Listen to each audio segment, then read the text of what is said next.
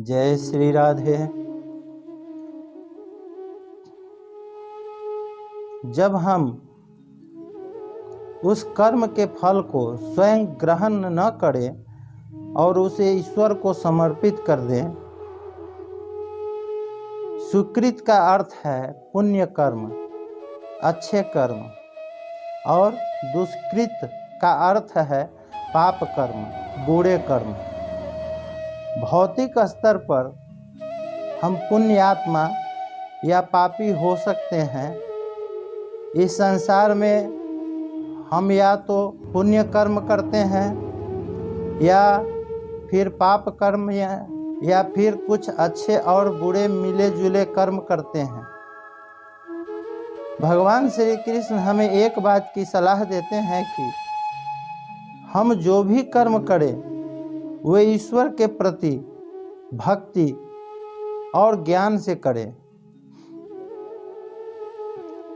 और वह ज्ञान क्या है? वह ज्ञान यह है कि हम सब परमात्मा के अंश हैं।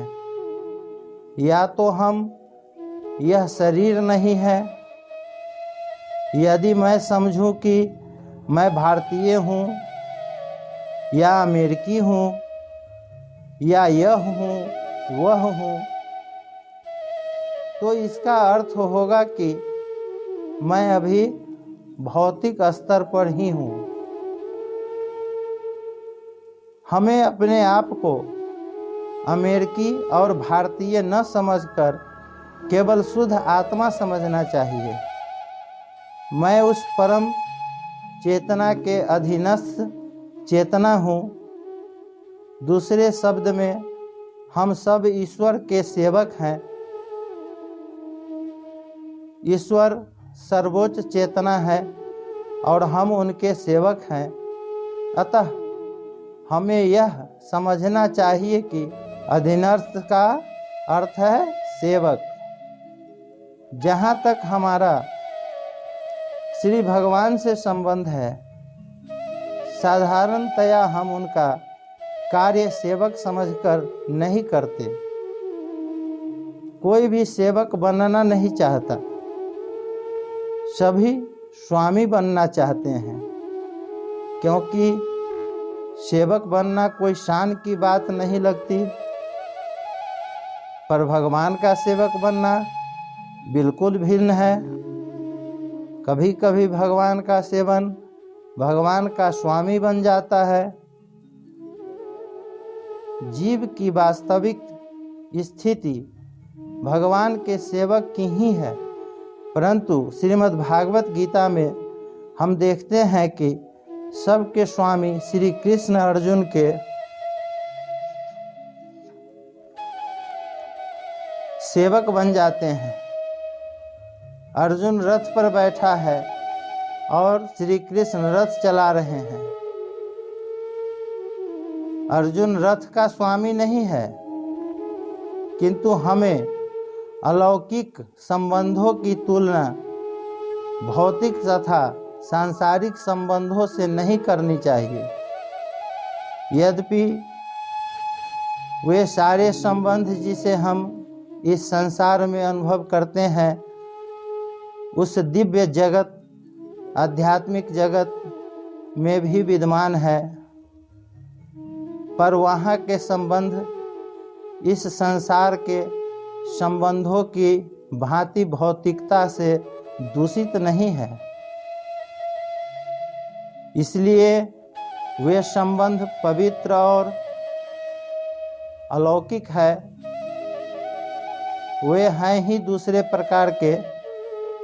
जैसे जैसे हम आध्यात्मिक जीवन धारणा की ओर प्रगति करेंगे, हम समझ सकेंगे कि उस आध्यात्मिक दिव्य जगत में जीव की वास्तविक स्थिति क्या है।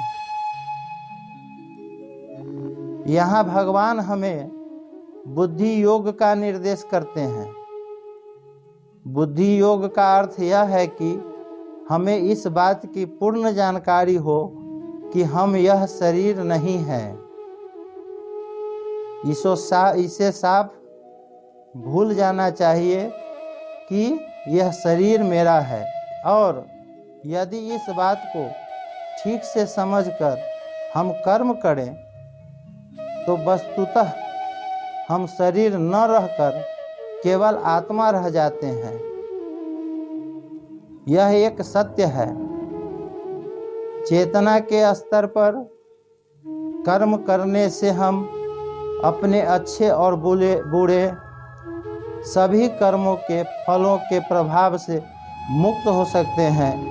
यह दिव्य स्थिति है। इसका अर्थ यह हुआ कि हम किसी दूसरे के लिए अर्थात भगवान के लिए काम कर रहे हैं, इसलिए हम स्वयं किसी लाभ या हानि के लिए उत्तरदायी नहीं हैं। यदि लाभ होता है तो हमें उसका अभिमान नहीं करना चाहिए। हमें सोचना चाहिए यह लाभ ईश्वर के लिए है, और अगर हमें कोई नुकसान उठाना पड़े तो हमें सोचना चाहिए कि इस नुकसान की जिम्मेदारी हमारी नहीं है, यह काम ईश्वर का है। तब हम सुखी रह सकते हैं। हमें इस प्रकार की समझ का अभ्यास करना चाहिए। हर काम ईश्वर का काम है। हमें इस प्रकार की दिव्य प्रकृति का विकास करना चाहिए। वर्तमान परिस्थितियों में कर्म करने की यही एक युक्ति है। ज्यों ही हम शरीर चेतना के स्तर पर कर्म करने लगते हैं, त्यों ही हम अपने कर्म के फल से बंधने लगते हैं। किंतु जब हम आध्यात्मिक चेतना के माध्यम से कर्म करते हैं, तब हम न तो अपने अच्छे कर्मों से संबंध है और न ही बुरे कर्मों से। यही युक्ति है। मनीषिणः, यह शब्द बहुत महत्वपूर्ण है। मनीषी का अर्थ है विचारवान, वैचारिक या बुद्धिमान हुए बिना कोई भी व्यक्ति यह नहीं समझ सकता कि मैं यह शरीर नहीं हूँ। किंतु यदि कोई थोड़ा सा विचारशील हो तो वह समझ सकता है, ओह, मैं यह शरीर नहीं हूँ, मैं आत्मा हूँ। कभी खाली समय में हम सोचते हैं कि यह मेरी अंगुली है, यह मेरा हाथ है, यह मेरा कान है, यह मेरी नाक है, सब कुछ मेरा है। पर मैं क्या हूँ? क्या हूँ मैं? मैं अनुभव कर रहा हूँ कि यह मेरा है और मैं वह हूँ। इस बात को समझने के लिए बस थोड़ी सी सोच की आवश्यकता है। सब कुछ मेरा है। मेरी आँखें, मेरी अंगुली, मेरा हाथ, मेरा मेरा मेरा। और यह मैं क्या हूँ? यह मैं ही वह आत्मा हूँ जिसके कारण मैं यह सोच रहा हूँ कि यह मेरा है। अब प्रश्न यह उठता है कि जब मैं यह शरीर नहीं हूँ तो फिर मैं क्यों इस शरीर के लिए कर्म करूँ?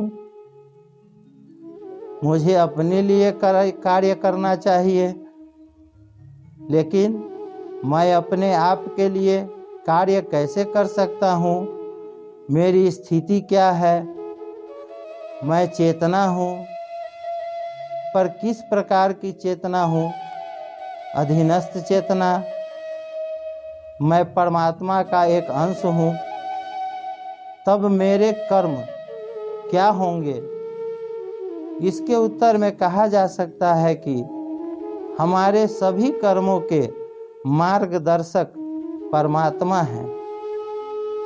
जैसे किसी कार्यालय में प्रबंधक, निदेशक सर्वोच्च चेतना होता है। उदाहरण के लिए कार्यालय में हर एक कार्यकर्ता प्रबंधक के मार्गदर्शन में अपना काम करता है।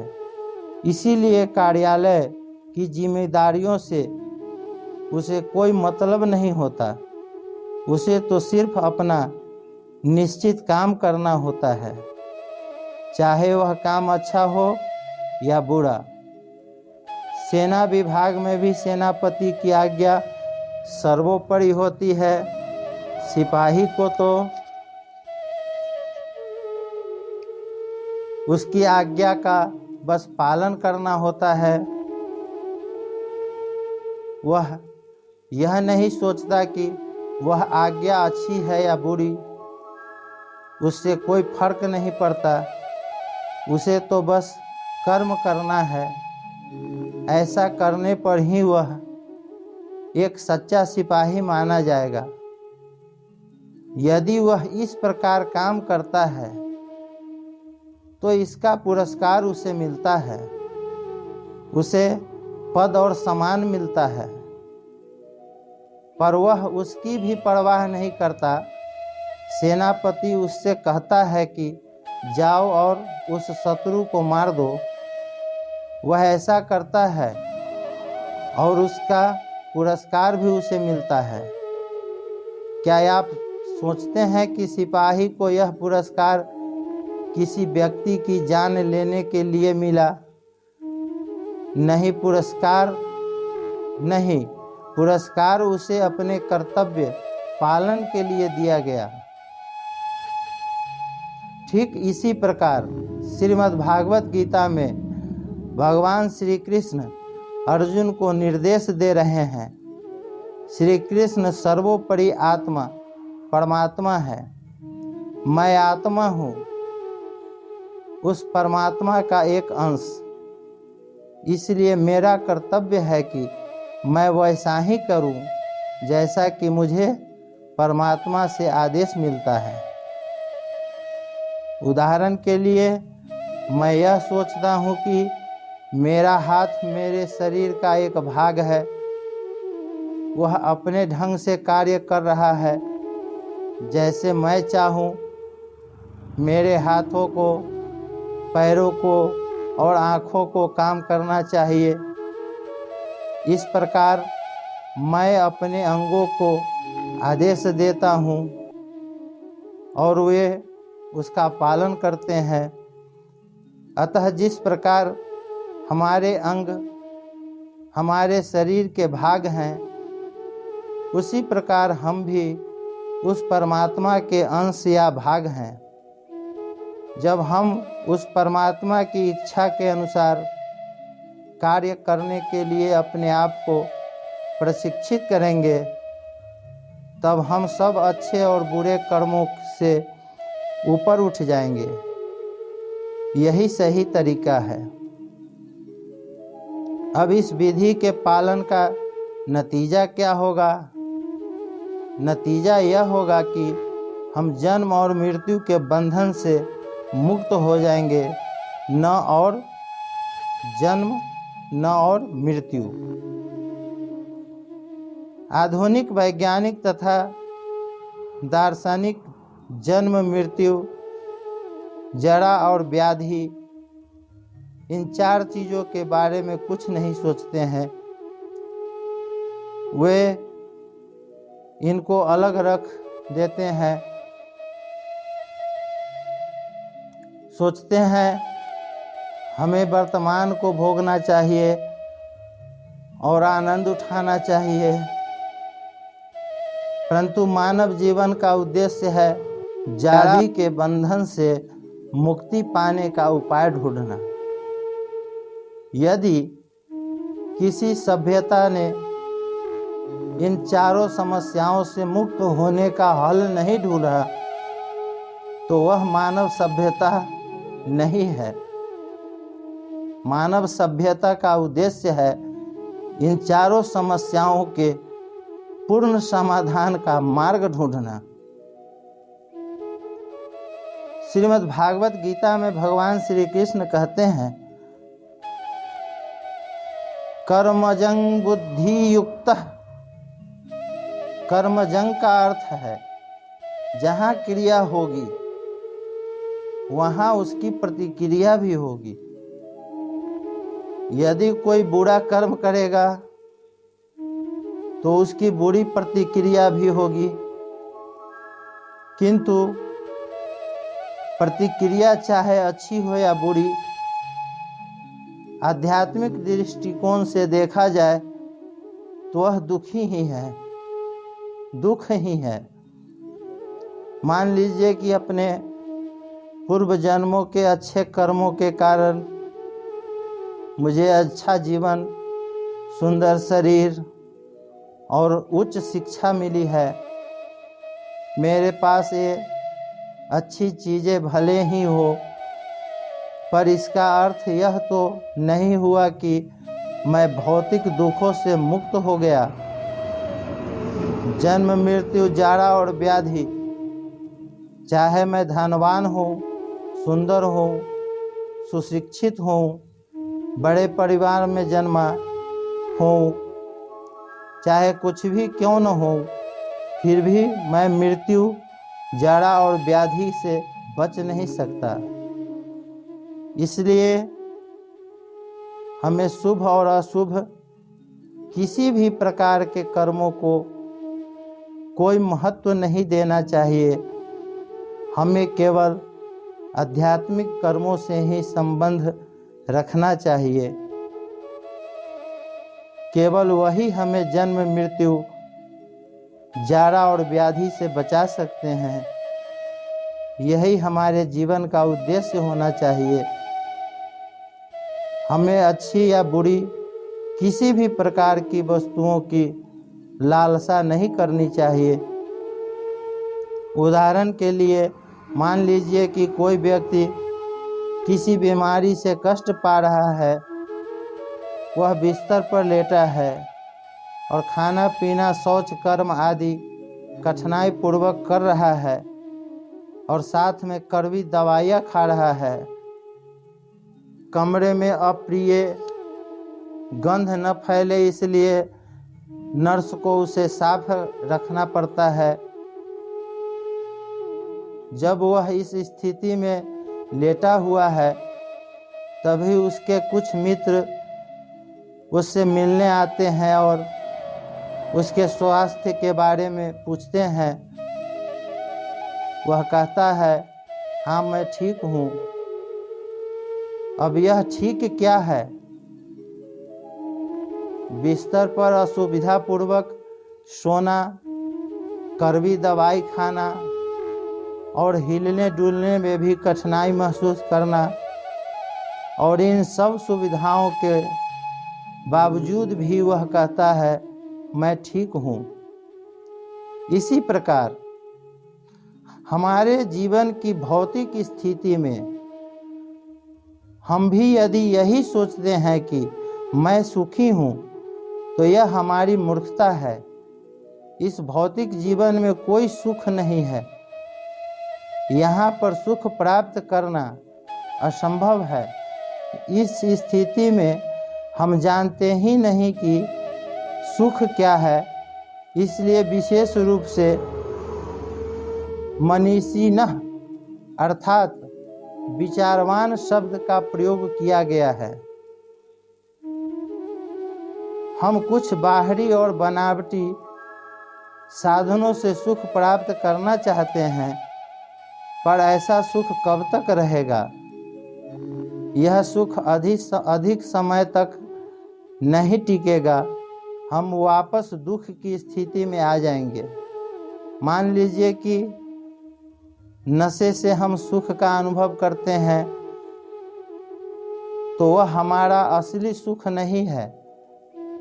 मान लीजिए कि मुझे क्लोरोफॉर्म सुंघाकर बेहोश कर दिया गया है, जिसके कारण मैं ऑपरेशन का दर्द महसूस नहीं कर रहा हूँ, पर इसका अर्थ यह नहीं हुआ कि मेरा ऑपरेशन ही नहीं हो रहा है। यह सब बनावटी चीज़ है।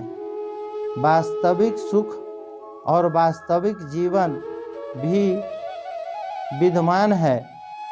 श्रीमद् भागवत गीता में जैसा कि भगवान श्री कृष्ण ने आदेश दिया है,